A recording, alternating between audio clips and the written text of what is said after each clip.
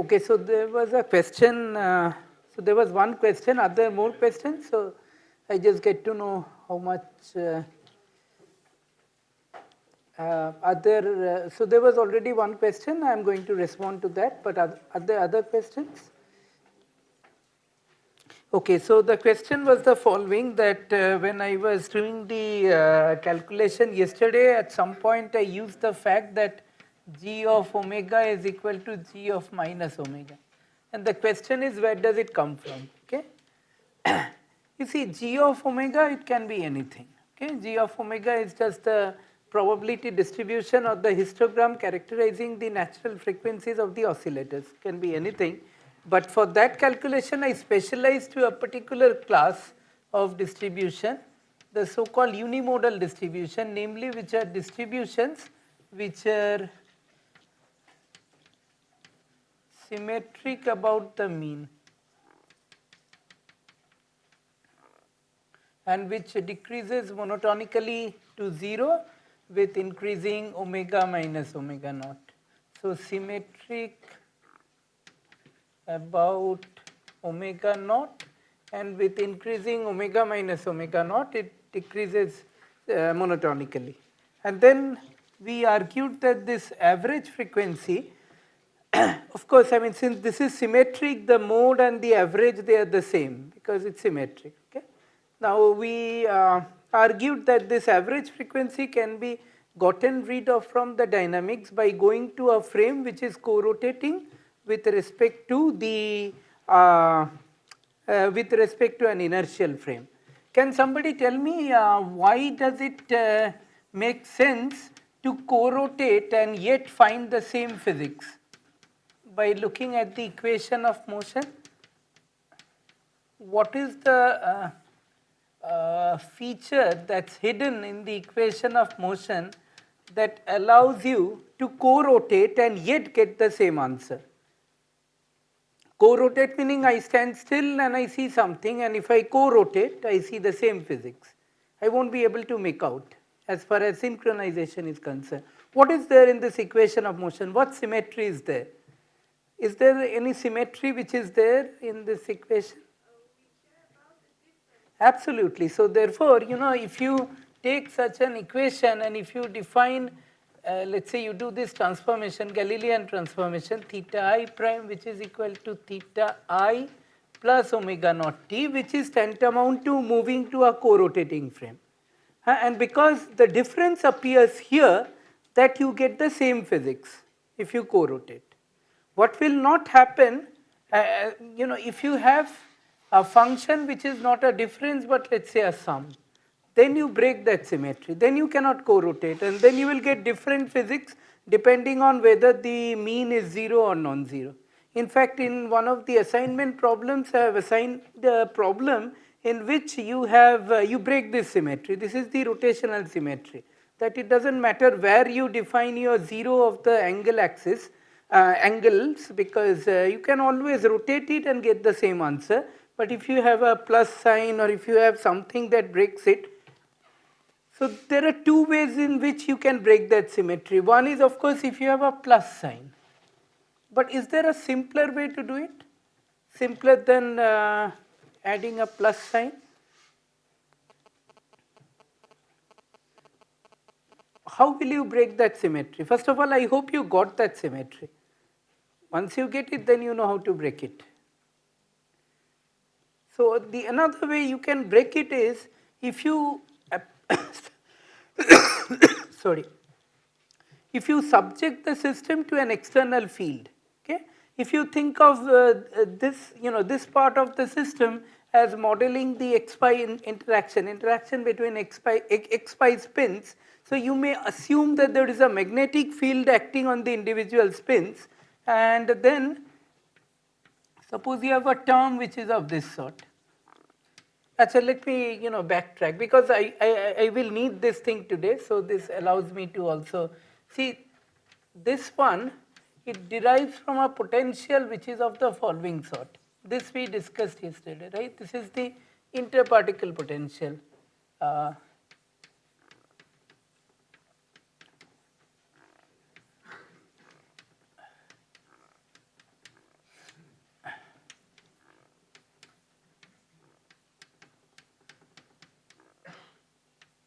Why do I need a 2 here? Can somebody tell me from this side why there is a 2 factor hanging out here? Double counting, yeah, you don't want to. Okay, and suppose, okay, this is the x-y interaction, and suppose there is a magnetic field acting on the spin. So what would the potential look like in that case? Let's say there is a magnetic field along the x direction. Okay, so in the case of the xy model, there is an x direction and there is a y direction, and the spins are rotating in this two-dimensional plane, and suppose there is a magnetic field in the x direction. So how should I modify the potential energy? What does the potential, how does the potential look like when you have a magnetic field? How does a magnetic field couple with a spin?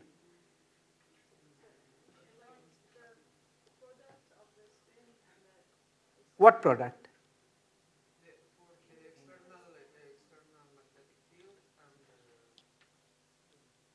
No, first of all, the external magnetic, okay, so it is of this sort, right? You have to take the dot product, right? And since it is in the x direction and s in the x direction will be cosine, so this term will look like you will have a term which is this sort.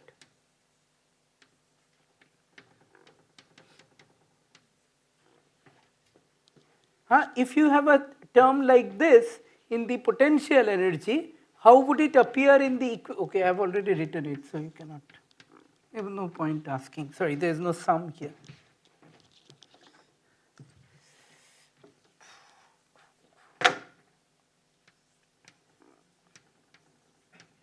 It would appear like this here in the equation of motion, because what you would do is to find the equation of motion, you have to do the del theta I of that, you get this, okay. So this is how the interaction appears in the equation of motion, and here also you see that you break that symmetry, that rotational invariance. You cannot go to a co-rotating frame, because if you go to a co-rotating frame, you make this term explicitly time dependent. So you cannot do it. So that was a long answer to a rather short question. That is that the calculation that I did yesterday applies to a unimodal frequency distribution. What happens if you take bimodal or one for which the mean and the mode, they are not the same? Well, you have to do it, you have to do that integral and find out where does the coupling, the critical coupling occur. But for this sort of thing, we saw that the critical coupling has this formula. Okay, so does that answer your question? Okay. Are there other questions? Now at least you know where, how does the, you seem to have not decided. Yeah. Why we consider, first of all, Lorentzian fits into this category. Okay. Secondly, see this Auth-Antonsen ansatz that I worked out, that applies only when the integrals and the closed form expression that I had for the order parameter, the time development of the order parameter, that can be worked out only for a Lorentzian distribution. Exactly. And that has to do with the fact that, well, then one has to work out the, the whole of this, the whole analysis. But basically it has to do with the fact that when I write down the expression for the, when I wrote down the expression for the order parameter, you saw that there is an integral over g omega, right? Because the order parameter e to the I psi, that had an expression of the following sort.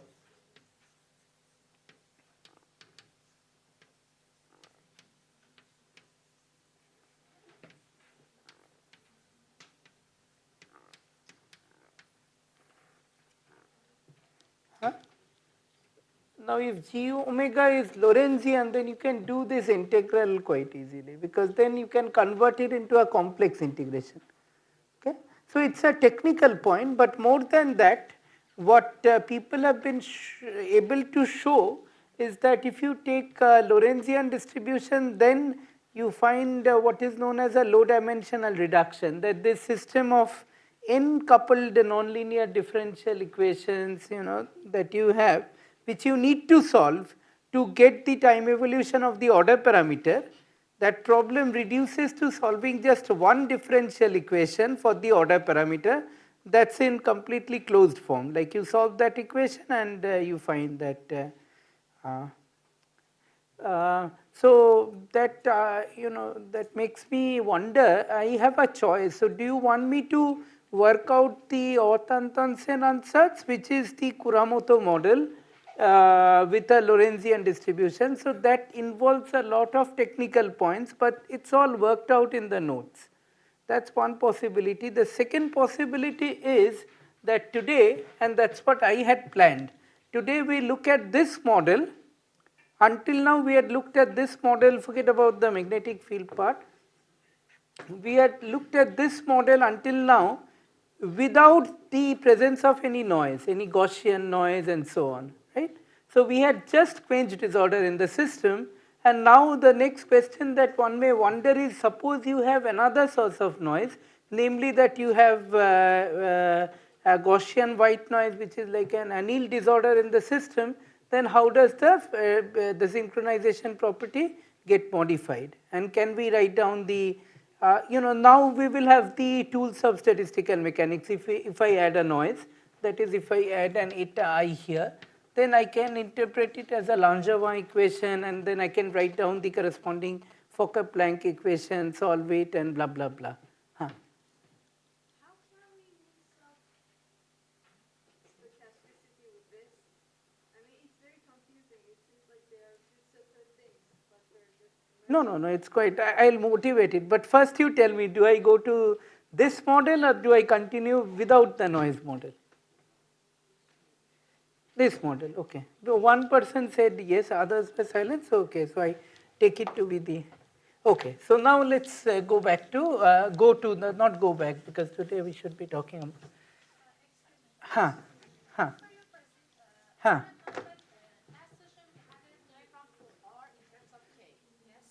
R in terms of K, yeah. The question is, how did we obtain this diagram? Which diagram? This one? This one? As I remember, we had this diagram, and after that... Okay, if you take G omega to be a Lorentzian, if you take it to be a Lorentzian, then you know this thing exactly. Okay, then R is given by 1 by square root of 1 minus Kc by K. I think we had this diagram before. So if you have Lorentzian, then you know it exactly. If you don't have Lorentzian, then what you need to do is you need to solve that self-consistent equation. You remember I had written down a self-consistent equation, which of course now I don't remember. It was something like this. I think it is,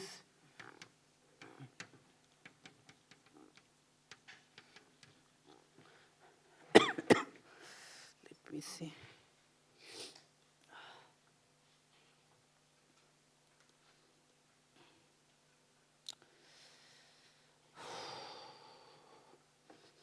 There is no cos squared theta, or is it? No, it is fine. Yeah. This is the equation. This was the equation that we argued to be the self-consistent equation that would give me the non-zero value of R. So what you do is that you choose your favorite value of K, let's say this value of K, okay. You want to know what is the y coordinate of this point, okay. So what you do is that you choose your distribution. Of course, you have to choose your distribution, Lorentzian, Gaussian, whatever you want. And by the way, this is perfectly general, so you can choose any distribution you want. So you plug that form of the G omega here, you do this integral, but you don't know the value of R. So what you do is that, so this is my left hand side and this is my right hand side. So you do a plot, okay. So first of all, I don't have to worry about the negative x-axis because R is, so the left hand side as a function of R will be what? This would be a straight line going through 0, 45-degree angle. And then you do the right hand side. I don't know how would it look like. So there will be a point at which they cut. So this is going to give me the value of R here. Okay, so here this is the left hand side and this is the right hand side. This is how you solve a self-consistent equation. Not just this one, but any equation which has a left hand side and a right hand side both dependent on one another. This is the only way to solve it. It turns out that for sorry, just a minute. It turns out that for Lorentzian you can do it exactly without going through this analysis. What you do is that you write down the time evolution for the order parameter and you just set t to infinity and then you get this. Yeah. So can we say if G isn't Lorentzian, we just can solve this equation numerically? And check that it matches with that, yes. Okay. Okay. Are there other questions on this one? Okay.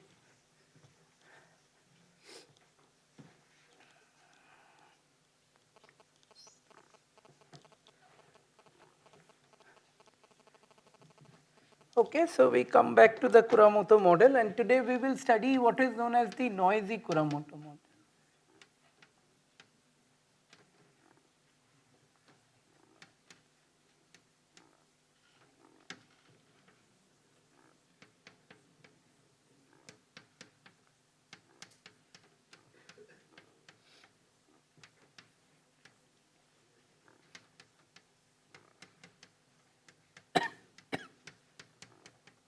So this was the original Kuramoto model. Now I want to consider the following situation. See, what I had said in defining the Kuramoto model is that these quantities are time independent. So that is to say, if this is my time axis and I plot omega I as a function of time, I get a straight line, okay, which is parallel to the x-axis. But suppose the following thing happens, that the natural frequency of these oscillators, individual limit cycle oscillators, they are not quite a constant, but then there are some fluctuations. Fluctuations, I mean the frequencies fluctuate on a very fast time scale, but then if I take a long time average, I get a constant value, but then there are some fluctuations. Okay. Suppose I have this and I want to study this case. How can such a situation arise?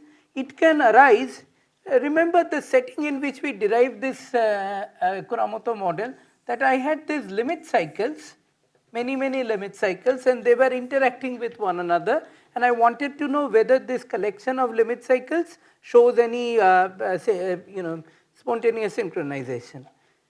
And but what may happen is that you see these individual limit cycles, first of all, okay, there are several things that may happen. First of all, these individual limit cycles may not have a fully deterministic dynamics, okay, because it would be a limit cycle, but then there would be some jitter about the limit cycle. It may so happen that that particular limit cycle, when I did the reduction, because when you are defining the limit cycle, what you are doing is that you basically have a much higher dimensional nonlinear dynamical system, and then you reduce that dynamics to the dynamics along or close to a limit cycle.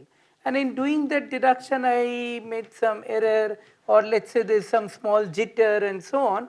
So what will happen is that these individual frequencies, for example, this is guy 1, it would be like largely omega 1 plus some jitter. Okay. So there are two time scales. So you can think of it this way, that this one, there is a slow time scale and there is a fast time scale. So this one is let's say in a realistic setting, let's say the limit cycle has a frequency that shows a small jitter that is very fast, that happens over a very small time scale, but when I take the long time average, I get a constant number. Okay. Can we say the noise we're adding is some kind of a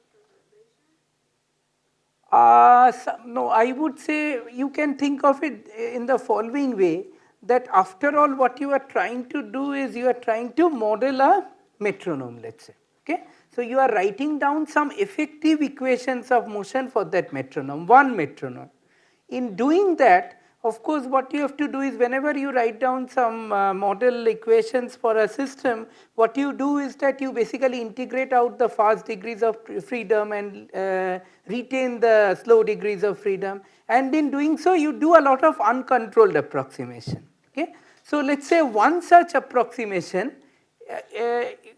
leads to the following result, that the frequency, the limit cycle frequency, is almost a constant, but then not quite. There is some small jitter.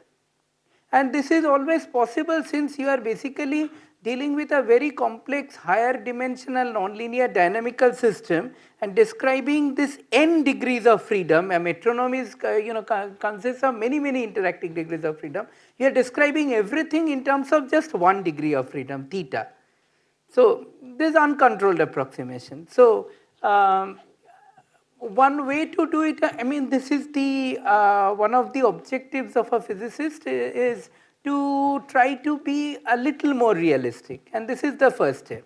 Because if you want to be fully realistic, then you do some other thing. Okay, you cannot do anything, because what happens is that much of these are theoretical concepts that you would like to check in experiments. So therefore, the first step would be to say that there is one constant time independent average of this frequency, and there is some small jitter.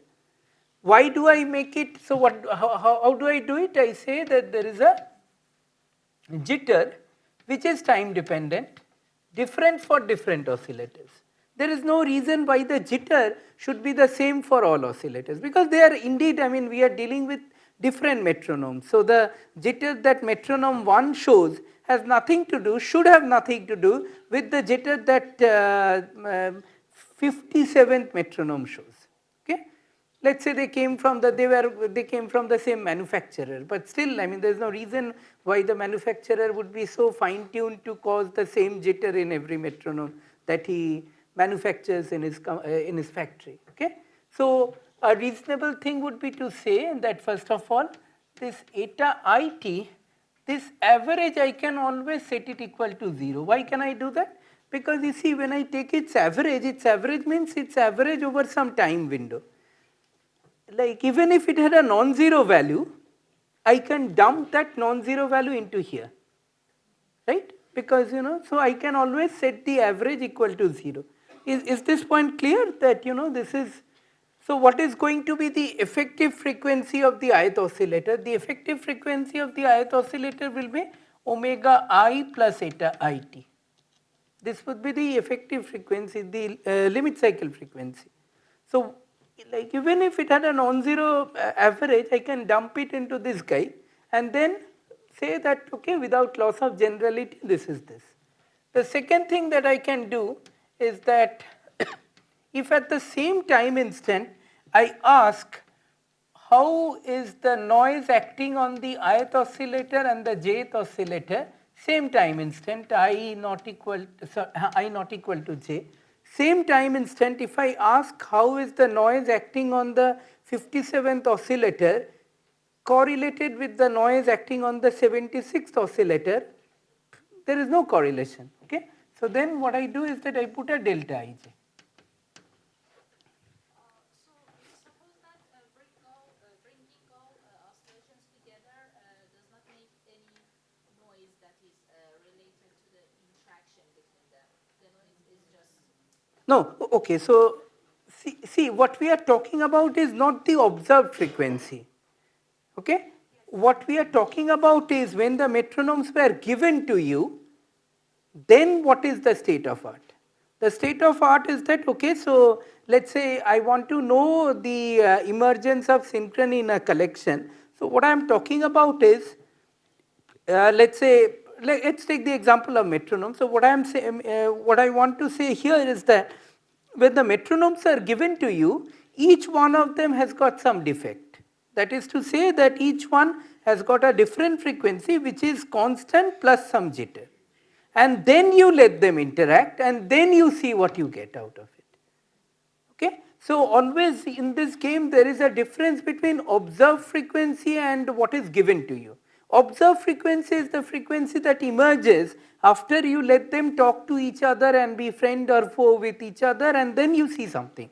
But when you are given the set of oscillators or the set of metronomes or the set of people clapping, so initial condition is that they are different. So observed frequency I am not talking about. This is the frequency of, this is the, this guy is the frequency inherent to the ith oscillator. So this is fine, that it has nothing. I hope you know about, I am asking only the, you know about correlations and so on, right? I mean, what it means to have random variables which are correlated, and by either way, does eta I qualify as a random variable? Yes, it does, right? I mean, it's a random variable. Random meaning you don't know beforehand what's the value it's going to take. But what you know for sure is that the values that it takes up are values from some parent distribution. Yeah, sorry, yeah. That means that the variance of the I will write down the variance. I did not write down the variance. Yes. Let me write it down. Yeah, I will write down the correlation. I haven't written down the correlation because I looked at the guy for the same time. Yeah.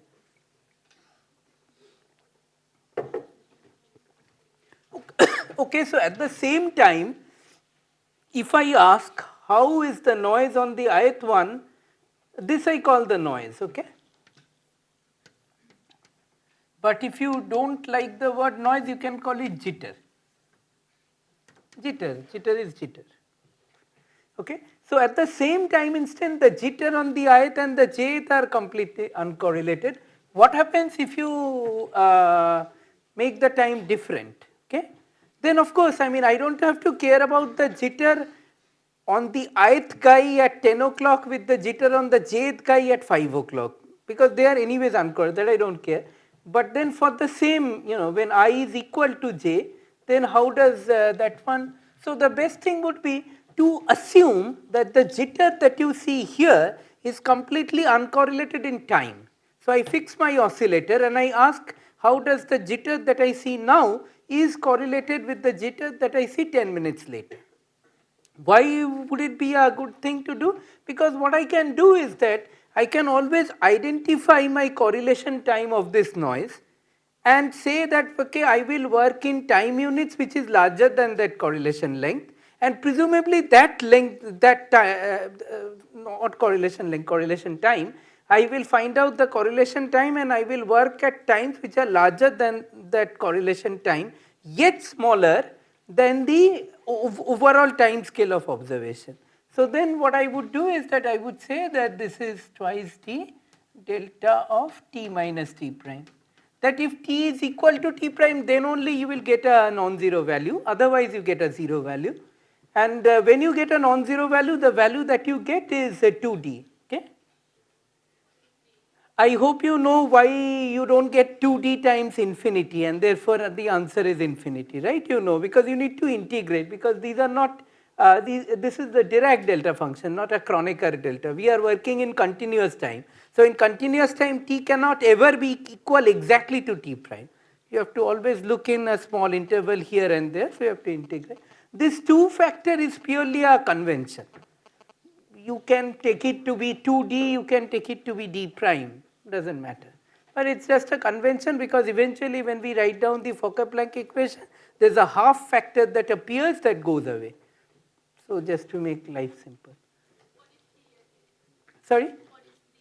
D. D is, so D is basically the variance, okay? So what I can do is that these etas, these are random variables, okay? So for a given oscillator, eta is a random variable taken from some distribution whose mean is 0, and the d to d is just the variance, okay? The width will be the square root of it.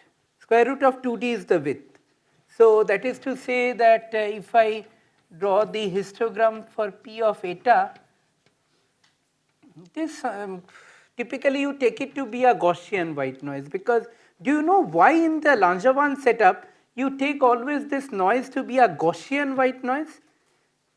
Okay, it's a noise. It's a noise that has got average 0 and which is delta correlated in time, and the variance is some non-zero. But uh, why does Gaussian have to do like anything with it?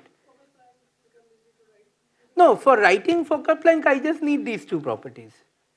Fokker-Planck, you don't need the higher moments. No, Markovian, it will be, see, if I look at this equation of motion, it is happily Markovian. Why do I make it Gaussian? Huh?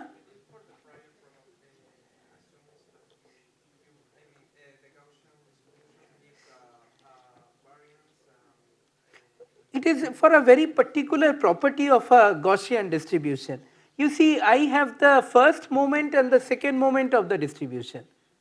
The 57th moment and the 76th moment can be anything.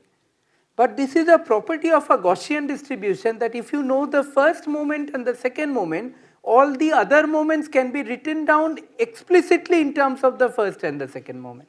So it's a choice. Nobody forces you to do it, but if you want to simulate this dynamics on a computer, it makes sense because you need to draw these numbers from a distribution. Now I can cook up 50,000 examples of distributions for which the mean and the variance are going to be the same, but then the 45th moment and the 76th moment are different. I don't want to, it's a choice. It has nothing to do with it. There is a small bit of cheating that people do. They say that, oh, it has to be Gaussian noise because, these are completely uncorrelated and they are coming from some motion of the ambient particles in the Langevin setting, and so therefore central limit theorem applies and blah blah blah and blah blah blah, but those are really blah blah blah.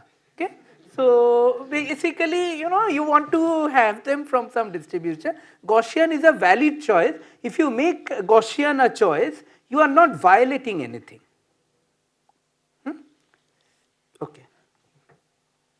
Okay, so therefore this P eta, this is a Gaussian distribution whose mean is 0 and the the width is square root of 2t.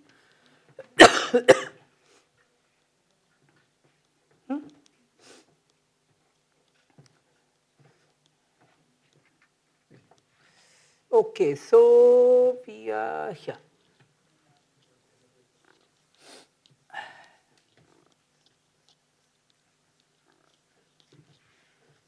So before we do any calculation, let's first pose the question: what is it that we want to see, and what is it that we would expect to happen?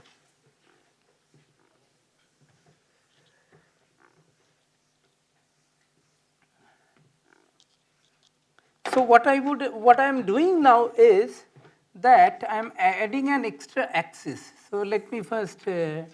So what is this axis? This is my k axis, the coupling constant axis, where we found that there is a critical value of coupling kc, which is 2 by pi g0, such that when the coupling is, so this is my 0, when the coupling is smaller than critical coupling, the system does not show a synchronized stationary state. When the coupling exceeds the critical coupling, it does show a synchronized stationary state. This is what we had done until yesterday. Now what we are doing is we are introducing another dimension to the problem by bringing in noise. Now I am asking, if I have additionally a noise in the system, how does this point behave? This point, does it start moving to the right or to the left?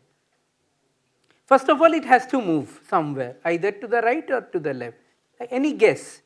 Would it move this critical point, would it do like this or would it do like that? Those of you who know the answer, there is no fun in telling the answer to others because you already know. Okay, so there is no point in guessing because you already know the answer. So then it will be an educated guess. So I want an uneducated guess. Uneducated guess is you didn't know, and then suppose somebody asks you this question: does this point, first of all, do you agree that this point has to move? Obviously it has to move because you are bringing in another parameter in the dynamics. It cannot just sit there because coupling is not a fixed point. I mean, there is nothing to. So, like, so would it move to the right or to the left? To the left, this way. How many of you feel that it should move to the left? If there are more nodes, the interaction, the return of interactions can it be allowed to be lower, and the noise helps to get this. Noise actually does not help to get synchronization. Why? Because if you see the noise is uncorrelated. Why do you get synchronization? You get synchronization because the coupling tries to bring them together. Noise is, ith oscillator, fifth oscillator gets a kick in this direction and the seventh oscillator gets a kick in the other direction. It destroys synchronization. Right, because it is uncorrelated between the oscillators. If you had taken a noise which is correlated between the oscillators, then it would have worked. But I have taken the noise to be such that it is completely uncorrelated between the oscillators. So there is no reason why at a given instant, if oscillator number 1 gets a kick meaning a value of eta which is minus 56, and it may so happen that at that very instant another oscillator gets a kick which is plus 287. So then it does not help, it actually makes it even worse. So now with that thing you tell me, should it go this way or that way? It should go this way, right? Why it would go this way? Because as you are making the noise larger and larger, it becomes even more difficult to synchronize. So the coupling has to increase. So the critical point has to shift. You need a stronger coupling to bring about synchrony. Okay? So this will move like this, and the question is, what is the form of this equation? What is the form of this boundary? So on this side I will have an unsynchronized phase,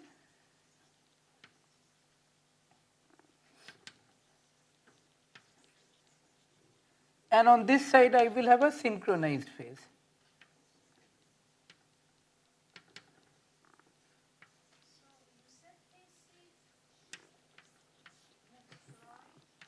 Yeah, so this is the phase diagram, huh? Moves to the right. Moves to the right. Why it moves to the right? Because when you are, let's say at this noise value, the coupling would have to be more stronger than when there were no noise. Because noise doesn't allow the system to synchronize, so you have to make the noise coupling more strong. Kc is 2 over pi g when d is equal to 0. When d is not equal to 0, the equation will be Kc will be some function of d, and the question is, what is this function? This is something that we need to find out. What is this function? Is this picture clear, this phase diagram of the model?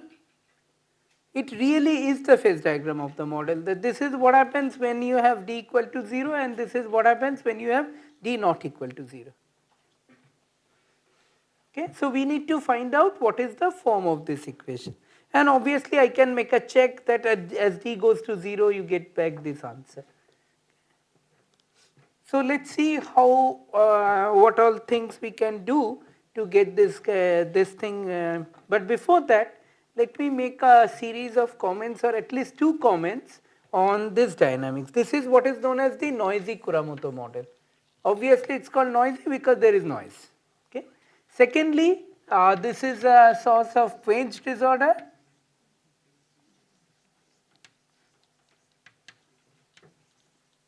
And this is a source of Anil disorder.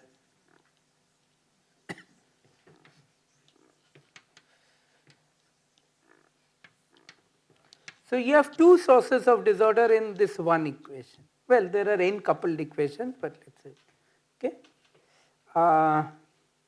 The third thing, or maybe this is the second thing that I should be talking about, which is that now that you have noise in the system, so you have n entities, they are interacting with one another, and then there is a noise in the system. You can now start interpreting it as a statistical mechanical system.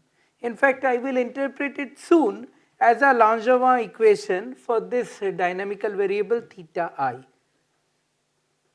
until now we could not do it because there was no noise in the system. It was a non-linear dynamical system, but now I can bring in I can start importing the tools of statistical physics simply because in the equations of motion I now have a noise. And what I hope to tell you is that if you did not have frequency in the system, then this system has an equilibrium stationary state of the sort that you are taught in first course on statistical physics, exponential minus beta h or beta v. And if you had the noise, if you have the noise in the system, then it is no longer an equilibrium, it doesn't any longer have an equilibrium stationary state, instead it has a non-equilibrium stationary state. Okay. Now there are several ways to solve this problem, but let me first show this equilibrium versus non-equilibrium thing. That requires some doing, but anyways, let me do them.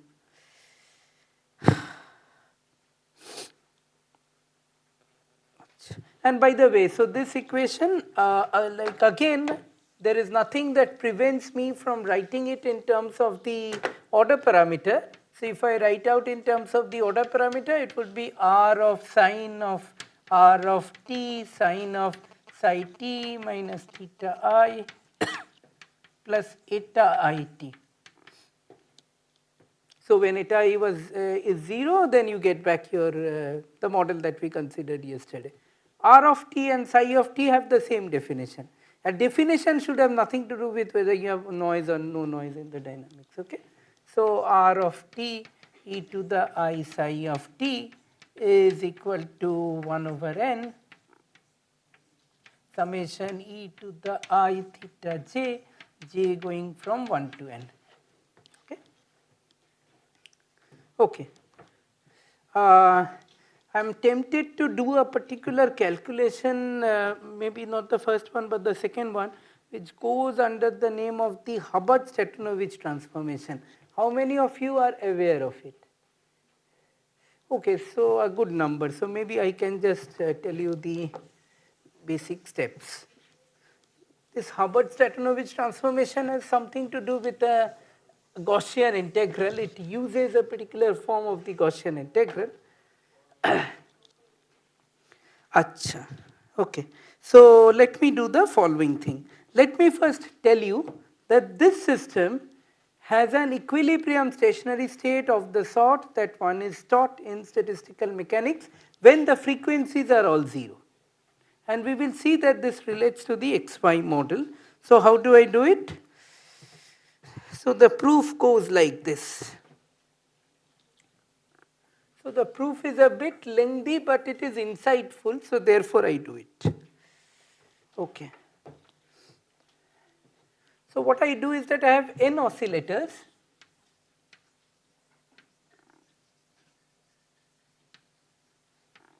And n is quite a large number, and so therefore I have n, there is a long list of thetas given to me. So therefore what I can do is I can write down a probability distribution which is of this sort.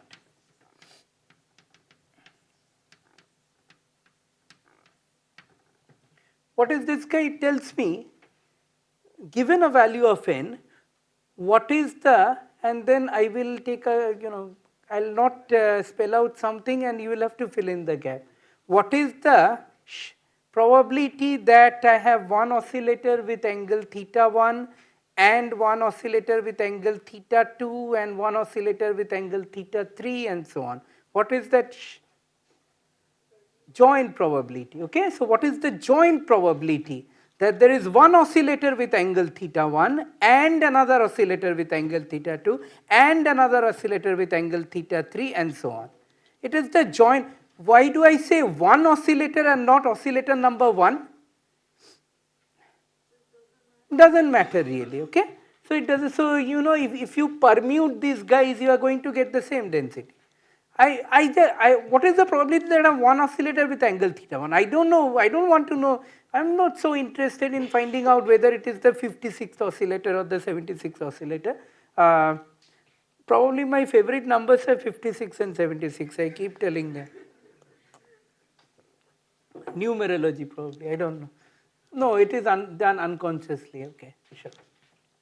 Okay, can somebody tell me what has this guy to do with the probability distribution that I was writing down yesterday?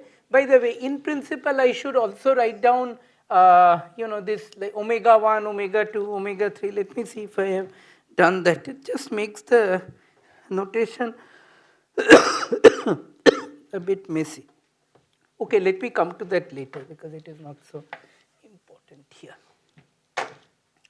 Okay, so given this Langevin equation, of course, I mean this one has the usual normalization, which is to say that Fn of course, I will not write the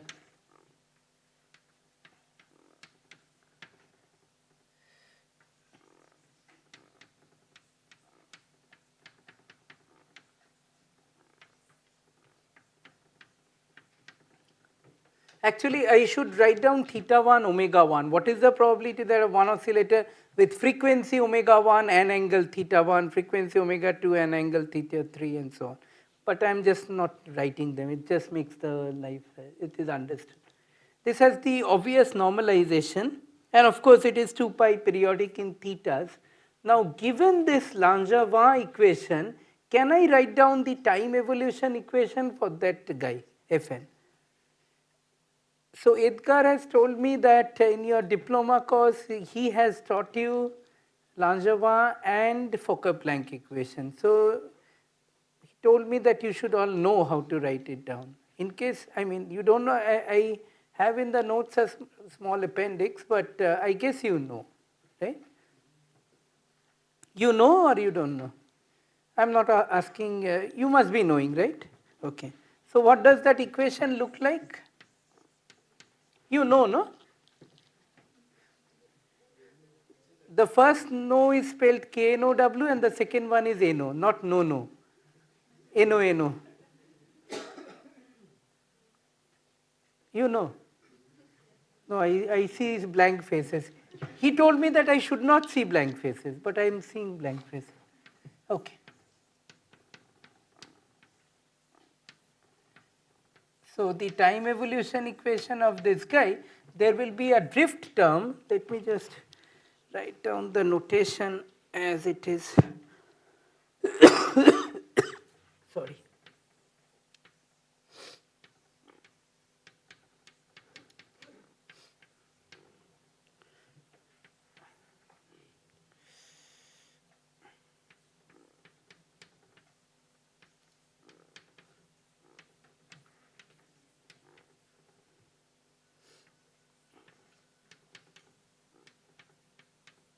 This is the drift term which comes with a negative sign and oh, I have written both. That's okay, let me write it. Plus, there will be a, this is the diffusion term.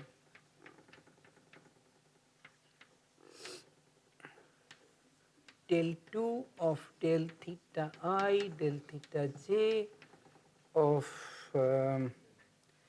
Bij theta I Fn theta I t.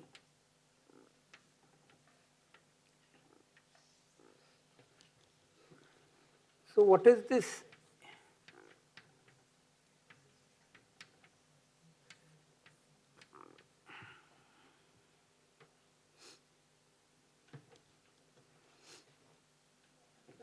What is this drift term?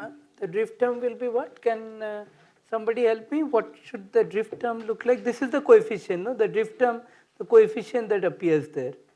You must have, have you done in your course this Kramer-Small expansion? You get all these terms. These are the first two terms.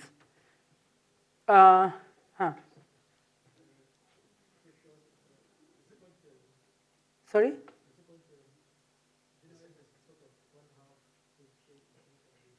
Sorry? Oh, did I forget that 1/2 option? Yeah, there's a 1/2 option. Yeah.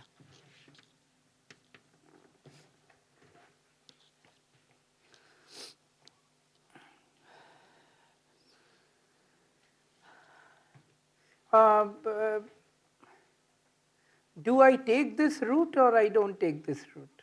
Because this very much depends, relies on your knowledge of Langevin and Fokker-Planck equation. If a sizable fraction of you do not know how to write down the Fokker-Planck equation from a Langevin equation, then it doesn't make sense to take this route and talk about a proof that uses the Fokker-Planck equation. So tell me, what do I do? And tell me quickly, don't take 10 minutes to decide.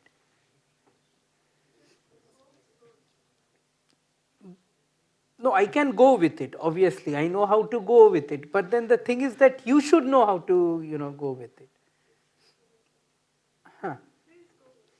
Okay, so let me just go with it. So this term will be omega I plus k by n. Now that you tell me you go, then I am going quite fast. Okay, this is the first term, and Bij. This is very, very standard stuff. But of course, in the notes you will find an appendix as to how to derive the Fokker-Planck equation from the Langevin equation. You write down the master equation and so on and so forth. Okay, fine. So you see that this is the derivative that tells you how does the this is like the average velocity. This is the drift term. So velocity times the distribution is the current. Okay, the drift current. This part is the drift current, and that part contains the diffusion current minus d del p del theta, something like that. Okay. You see, I have been very general in taking down in writing down the derivatives with respect to theta I and theta j, but essentially the cross term will not come into picture simply because the noise is completely uncorrelated between the different oscillators. So only I is equal to j will come.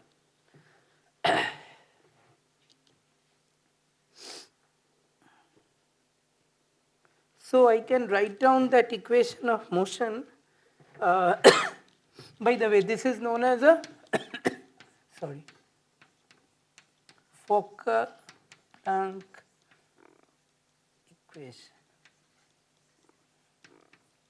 This is Max Planck, I mean the same guy, and this is what is known as a Langevin equation.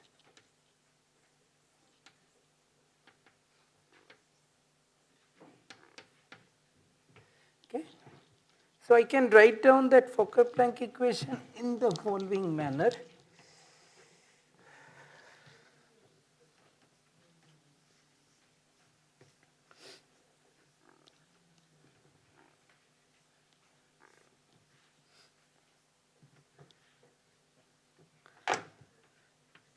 So I will not write all those arguments for Fn, so I can write it as minus del theta I summation over I of ji theta j. I hope I am using. Sorry, there is no, there is a time dependence. So Gi is the probability current. So as I was mentioning, the probability current will have a drift part.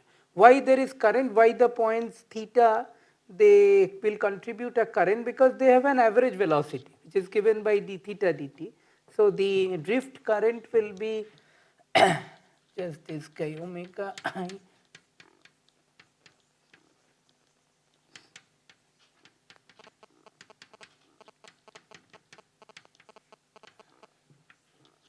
Fn.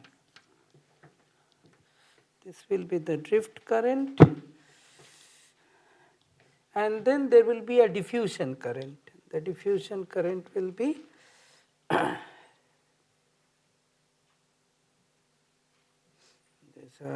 there's a typo that I see here. Del 2.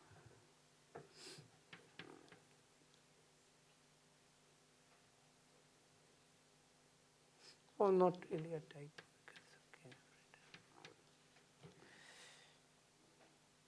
Okay, let me write it like this.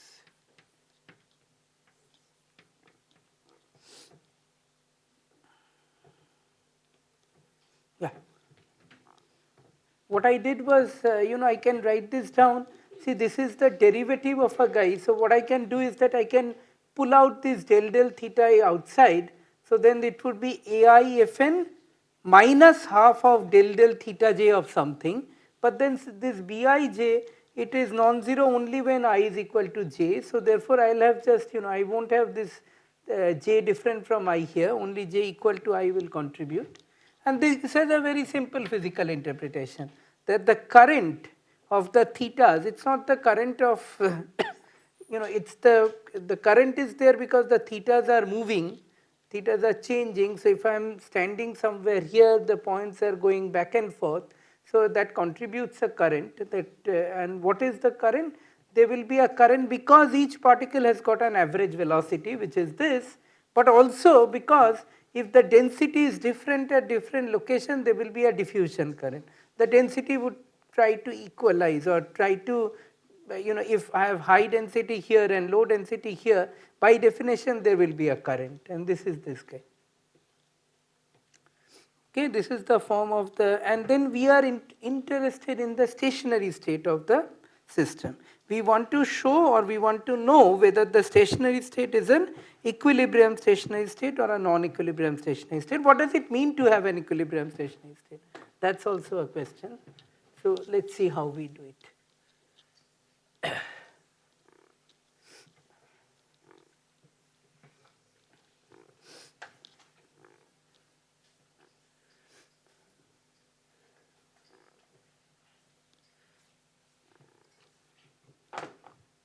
So we want to know the stationary state of the system.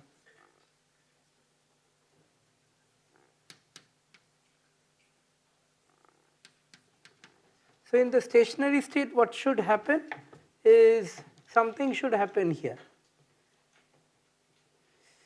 Acha, by the way, because to some of you this section might appear a bit like, too much.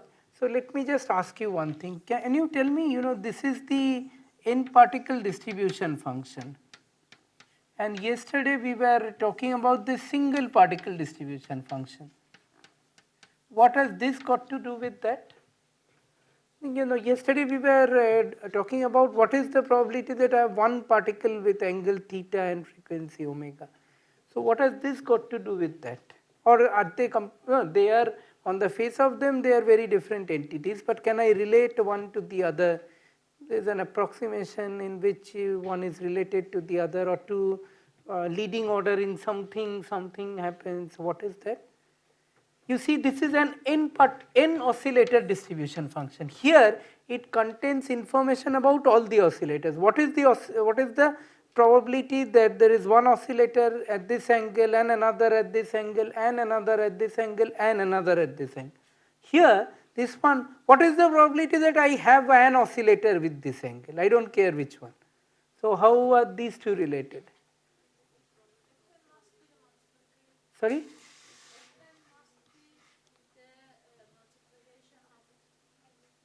You almost said it.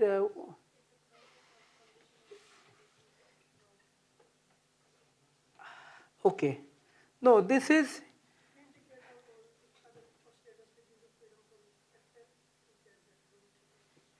Well, if you do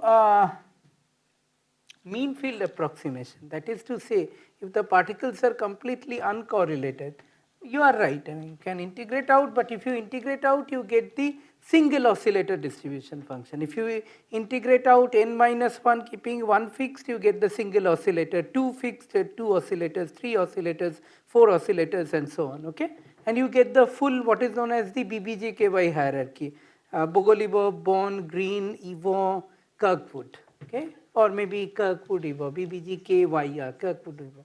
But you see, when you do a mean field approximation, this is only for experts, because you know what it is. So what you do is that this one will be basically the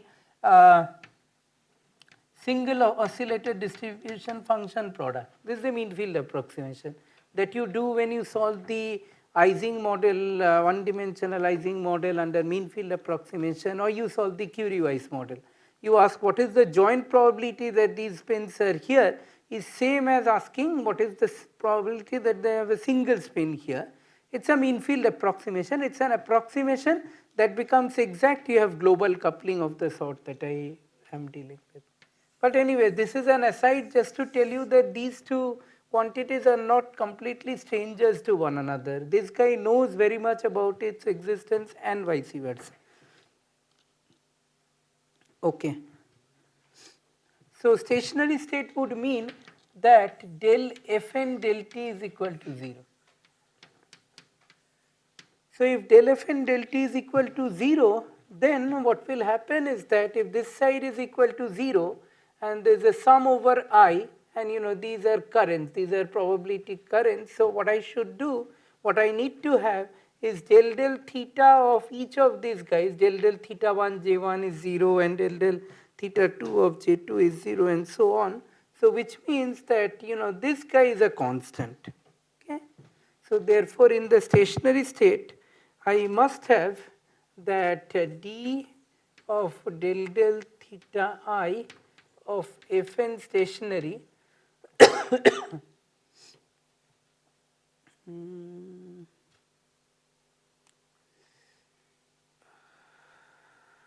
one minute. Yeah, this minus omega I plus k by n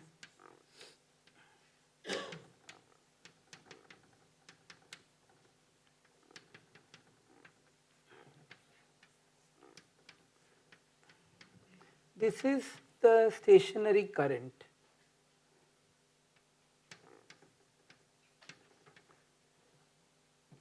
That of course cannot depend on the thetas because del t of 0, so therefore that is also 0.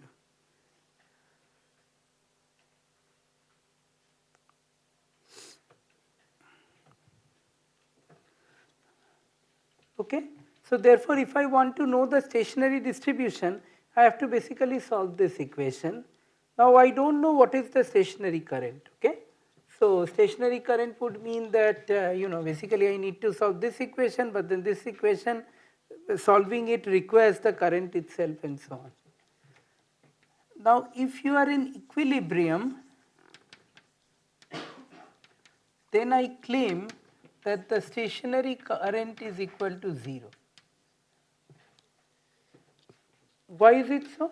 Why an equilibrium stationary state has 0 probability current average, this Ji will be 0. What is the property of an equilibrium stationary state that makes the current equal to 0? Why you cannot have an equilibrium stationary state with a current? Sorry? No. Yeah, because I think that the density of probability doesn't flow down or something, so the current. No, there will not be any accumulation of density. That characterizes a stationary state. Okay.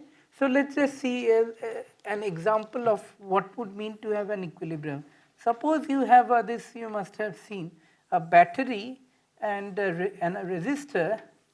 They are and let's say there's an ammeter here. I mean one that measures the current. Okay. So what you do is that you have a battery and you have a resistor, and you have connected this resistor to this battery, and you measure the reading. You look at the reading of this ammeter, multimeter you have seen, right? I mean the one that you stick into the system to find the. So first of all, what does stationarity mean in this picture? What does stationarity mean? How would you, when would you say that the system has attained a stationary state? No. So I'm an experimentalist. I don't know enough time. I just know, what I should check here to decide that the system has attained stationarity. Huh? When the current in the ammeter is voltage at the bottom of the battery over the resistance, that's the. You are going a bit far. I mean, yeah, absolutely. I look at the reading of the this multimeter or ammeter. So initially it changes. but at some point it stabilizes, it doesn't change anymore. I will say that the system has attained a stationary state. Now the stationary state could be of two types. It could be either an equilibrium or a non-equilibrium stationary state. If there is current in the system, let's first understand this question. If there is current in the system, does the system in the stationary state respect time reversal symmetry? No, because current meaning that there is a net flow of particles in this direction than in the other direction, right? That is why you get a current, because more people are going in this direction than in that direction. If equal number of people go this way and that way, then if I take a video of the, the dynamics of, take a video of the motion of the electrons in this wire, and I play the video forward in time or reverse in time, I would not be able to make out any difference. Why? Because the system is time reversal symmetry. For every trajectory that is going in the forward direction, there is an equal probability of the reverse trajectory occurring. So therefore I won't be able to make out. Okay? A simpler thing of this one will be that if you take a bar and then you put it, bar of iron or something, and you put it inside two temperatures which are different from one another, T1 is not equal to T2, then no matter how long you wait, in the stationary state there will be heat flowing. On the average, there will be a heat current from, let's say, the higher to the lower reservoir. In the same way, what does the battery do? It sets up a potential difference. Just as here there is a temperature difference set up, here the battery sets up a potential difference, and therefore there is a net flow of electrons in one direction. It doesn't mean that electrons are not flowing in the other direction. They are flowing, but there is a net flow in one direction, so that the average current is non-zero. And if the average current is non-zero, it means the dynamics is manifestly breaking time reversal invariance. Okay, because there are more going this way than so. Another example of a non-equilibrium stationary state would be traffic flows. No, there's a, let's say there's a lane and then cars are going this way and that way, but more cars are going this way than that way. If you measure stand somewhere and ask what is the average current, what is the average number of cars crossing this junction in unit time, and if you get a non-zero value, you say that it's what is the so if you have current in the system, you break time reversal invariance. If you break time reversal invariance, the stationary state that you get to is a non-equilibrium stationary state. But if you respect time reversal invariance, how would I do time reversal, restore time reversal invariance here so that there is no net current flowing in any one direction? I make T1 equal to T2. T1 equal to T2 doesn't mean that there won't be any heat current. There will be current, but what it says is that on the average there is no net current. There will be as many particles going to the right as the number that's going to the left. The average is 0. And here what I have to do is, of course, then I have to just remove the battery.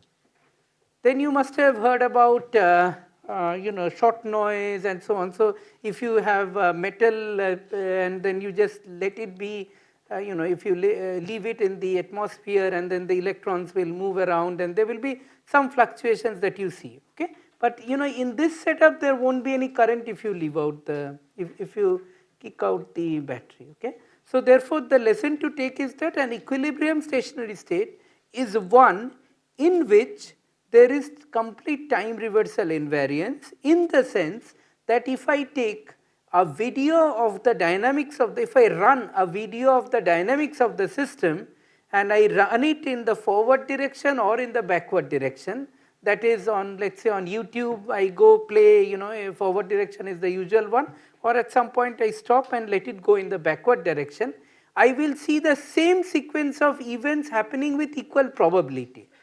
Yeah, it has to be understood probabilistically that for every trajectory in the forward direction, there is an equal probability of the reverse trajectory also appearing. Okay, so that would mean that by definition you cannot have current, because for every this one there is a cancellation here, and if it is not so, then it is a non-equilibrium stationary state. But you see, both are characterized by the fact that this emitter will measure, will record a time independent value. In the case of non-equilibrium stationary state, this emitter will measure a time independent value that's non-zero. In equilibrium, it will measure a time independent value that's 0. 0 is also, it's time independent, so it doesn't change, okay. So in one case you have a time independent value which is 0, which is equilibrium stationary state, and the other case you have a non-equilibrium stationary state in which the current that it measures is time independent, but it's non-zero. So therefore, if I want to know whether this system has an equilibrium stationary state, I better set the current equal to 0 and see what do I get out of it. If it is a possible solution of this equation, that is to say that this equation describes the stationary state. Why? Because it's a solution that I get, it's the equation that I get by setting the left hand side to 0. Left hand side 0 meaning that the reading of the emitter is not changing as a function of time. Okay, so let's set this guy equal to 0, and if I set this guy equal to 0, then the equation that I need to solve is this one.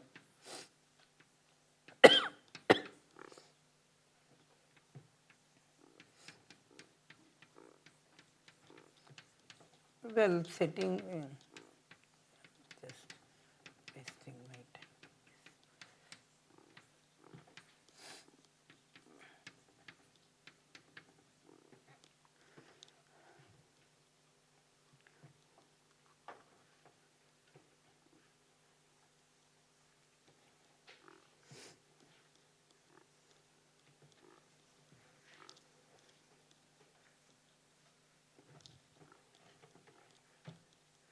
Why do I bring in all this equilibrium and non-equilibrium into the game and make your life complicated is because I will use this language to demonstrate for you how you can discuss stochastic thermodynamics, that is thermodynamics applied to Kuramoto systems. So you must have heard about Jarzynski equality, and Edgar must have taught you, or these are very well known things today.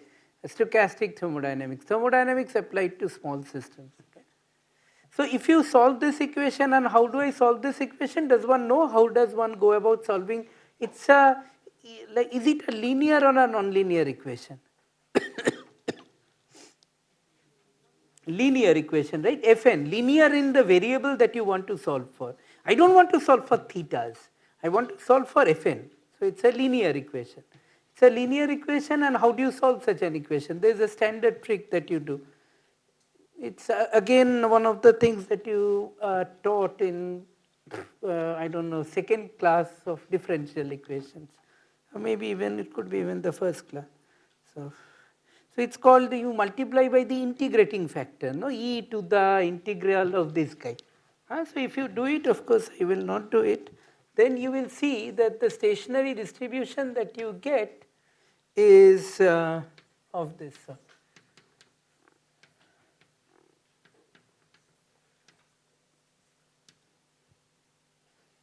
You get exponential because del Fn and Fn. So you bring it here, obviously we'll get an exponential. 20.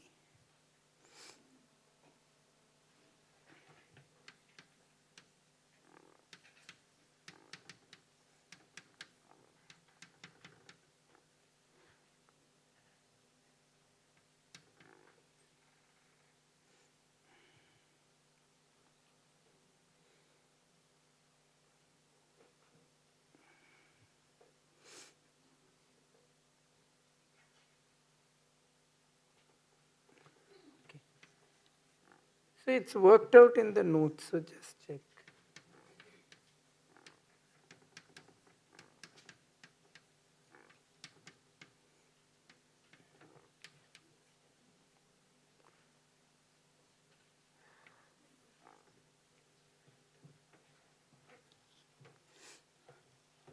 So why do you get a sum here? There was no sum here over I. Why do you get a sum here? Any guess?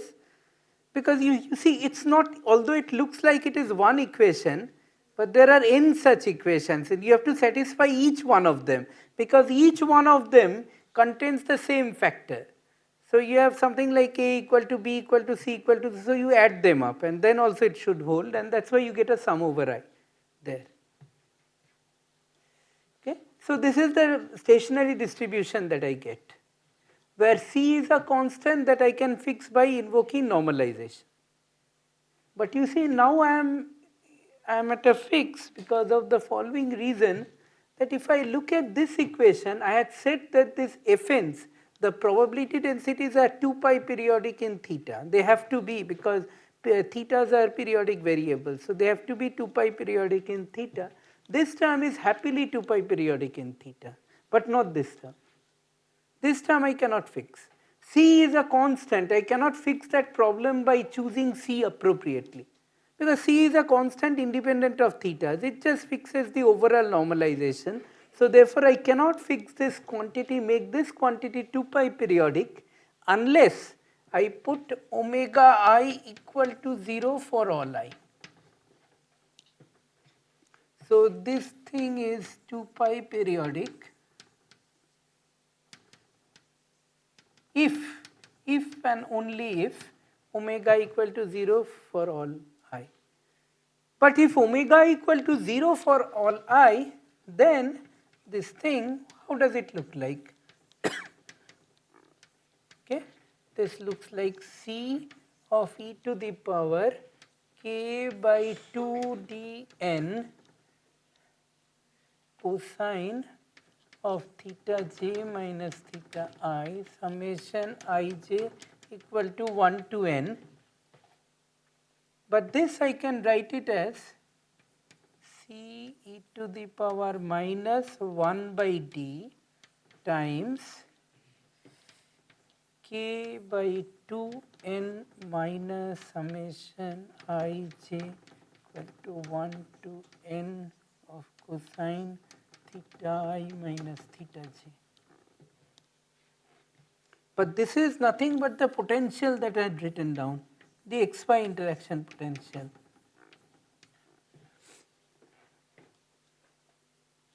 So therefore you see that this one, it looks like exponential minus v by d. So it shows, and which is what? This is the Gibbs-Boltzmann distribution. This is the distribution that you would relax to if you keep the system in contact with a heat bath at temperature D. The temperature will be kBT is equal to D, right? You know this thing, right? I mean, in equilibrium stationary state, I take this mobile and I keep it, hopefully, no, not mobile, but this is the only thing that comes to keep in contact with a heat bath, okay? So this ambient temperature, it's a heat bath, okay? It has some temperature. Then I ask, in the stationary state, what is the probability distribution of the positions and momenta of the particles making up this mobile, okay, constituting this mobile? Since it is contact with a heat bath, which is this ambience, this air and so on, so then it is the fundamental result in statistical mechanics tells you that it would be exponential of minus of the interaction potential divided by the temperature of the surrounding medium. Okay?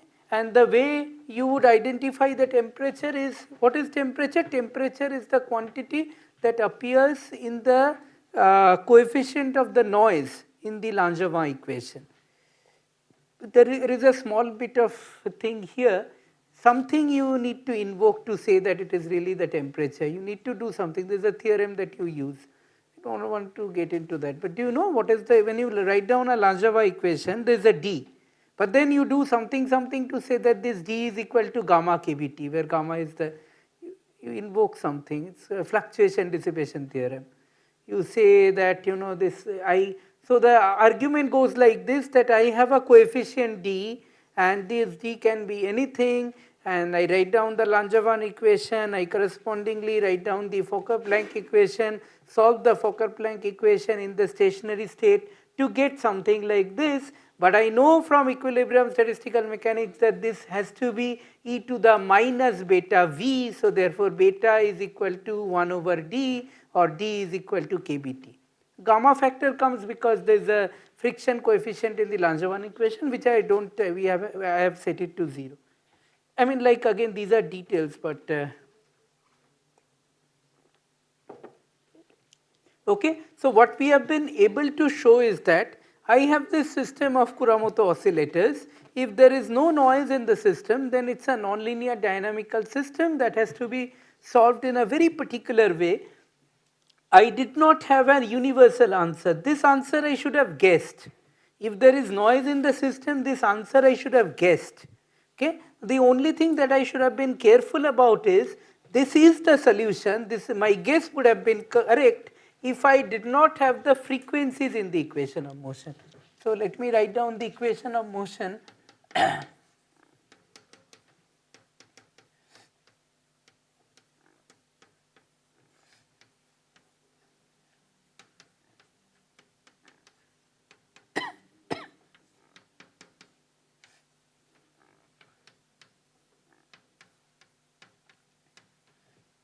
If I take this system, set the frequency is equal to 0. Okay?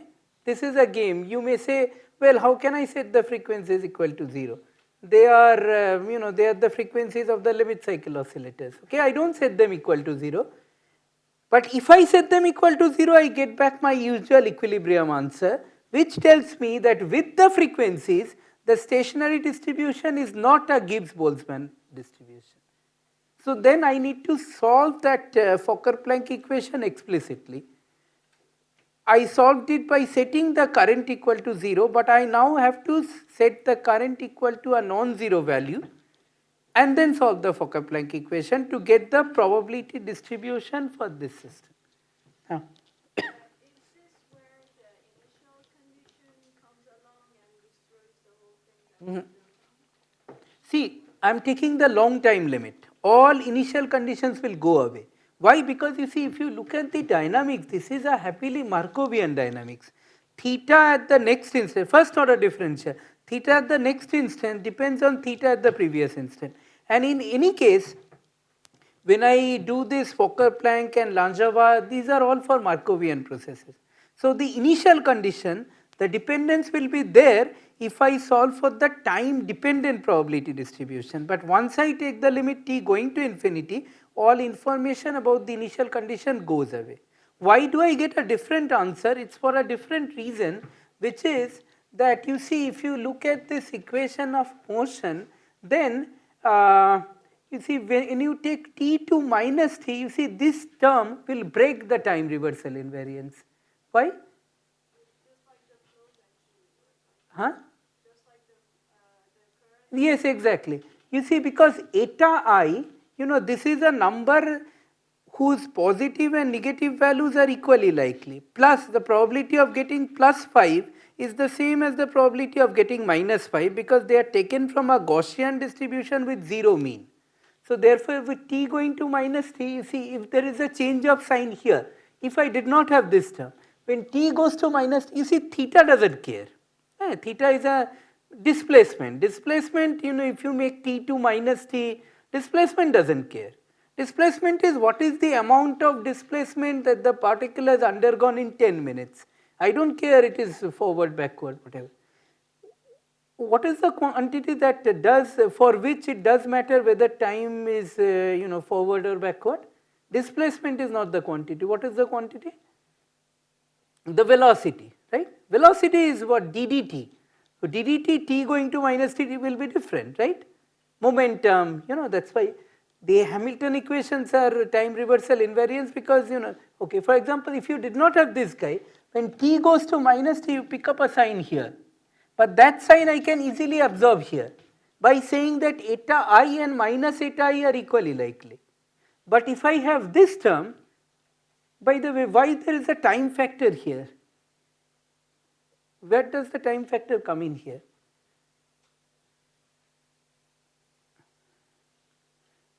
Because it is the angular frequency, the number of rotations per unit time. So there is an inner, this is like a velocity, angular velocity. So this I cannot do like easily, okay? Okay, so the initial condition doesn't matter, but what matters is whether you have the frequencies or you don't have the frequencies. So when you have the frequencies, then all this equilibrium etc. will not work, and then you may ask what is the stationary distribution. So that of course is a very difficult question to answer, simply because look at the novelty of the Gibbs-Boltzmann answer, that if you have a system with some interaction potential in contact with a heat bath, then you don't have to even worry about the dynamics. It is guaranteed that the stationary state is the Gibbs-Boltzmann distribution. But if the system is out of equilibrium, it is in a non-equilibrium stationary state, you have to solve explicitly the Fokker-Planck equation. Here solving the Fokker-Planck equation is not easy. So what we will do is that we will bypass it by doing something, which is that we will solve for the same trick that we applied for the Kuramoto model. What we had done was, we had first done the problem, solved the problem for a single oscillator, and then we got some insight from there and then applied it to the many oscillator system. So what would be the single oscillator one? We come back to our usual non-uniform oscillator setting, but now I have a noise. Let's first solve this equation, and you will see something remarkable is contained in the solution. I don't have to put delta ij, but I need to put delta t minus t prime. Do you understand the philosophy that I am taking, that whenever it is possible to solve in full generality, I am doing that. Whenever it is not possible to solve things in full generality, I am not giving up. I am saying, let me reduce the problem to a simpler problem in which I can do something, get some insight from that simpler problem, and then go to the bigger one. Okay, so this is a philosophy that you should all keep in mind when you are confronted with problems, not just in physics but also in life. That when you have a very complicated thing, try to reduce it to some bare bone system. See if you can get something out of it. Typically you would get something because you have simplified the problem, but don't be like ashamed or feel guilty that you are solving a simpler problem, because that simpler problem will give way to a complicated one. I mean, it's not that you are throwing away the simpler problem. Okay, so what I can do is that let me see, where did I?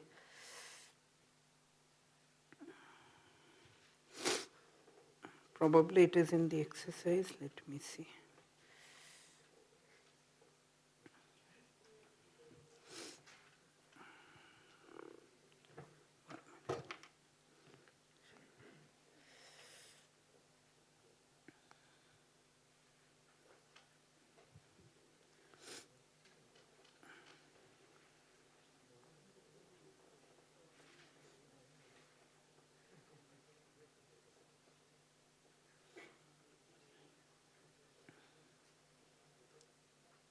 Okay, it is just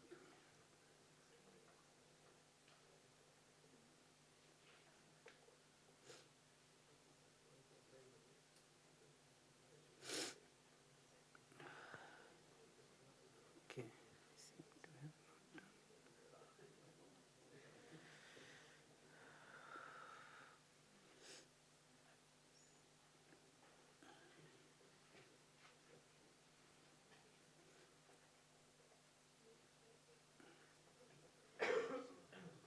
Or maybe I have assigned it as an exercise because it's a complicated formula, so I just don't want to make any mistake.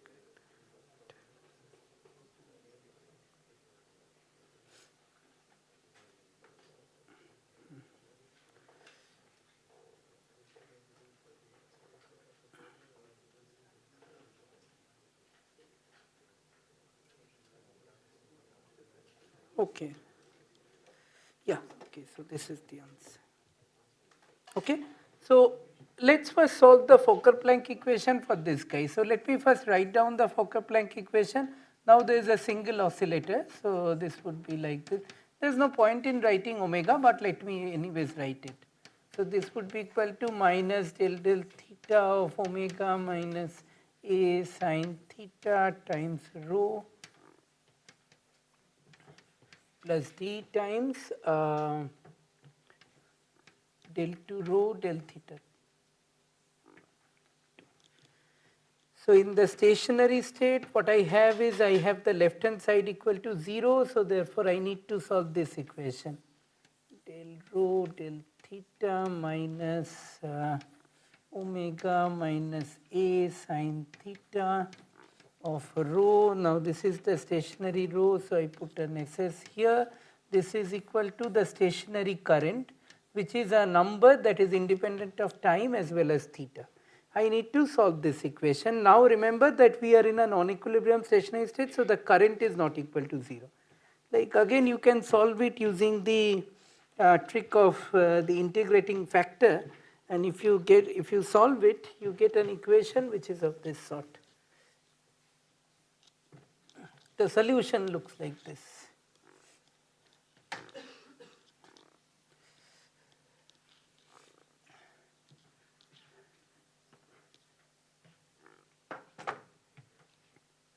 So rho SS theta omega equal to a omega, so constant times e to the power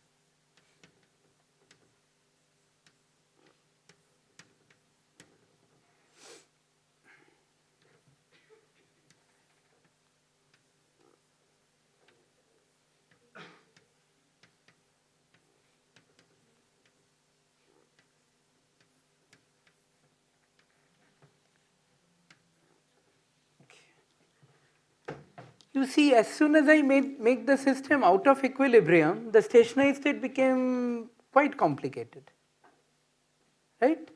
We had just one factor, e to the power minus v by d, but now you have all sorts of factors, okay? But let's first check that if I set the frequency equal to 0, do I get back my equilibrium stationary state answer?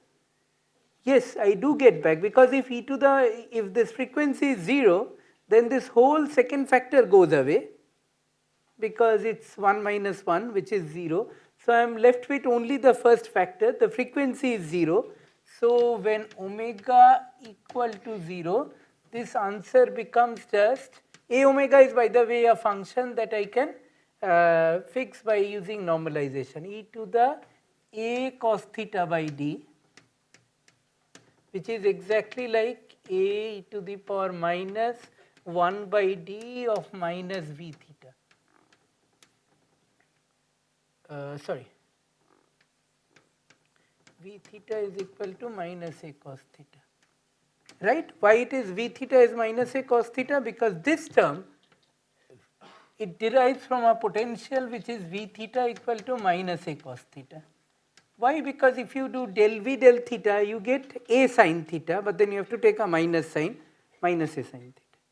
So you see that in this one particular one oscillator system, I have a non-equilibrium stationary state if the frequency is different from 0, and if the frequency is equal to 0, then I have an equilibrium stationary state. This is for one oscillator. Now I should do it for many oscillators, okay? But then what I need to do is I need to do some approximation, because this many oscillator problem is, that solving that n dimensional Fokker-Planck equation is not easy. So we will do it within the mean field approximation, and that is where we would need the Hubbard-Stratonovich transformation.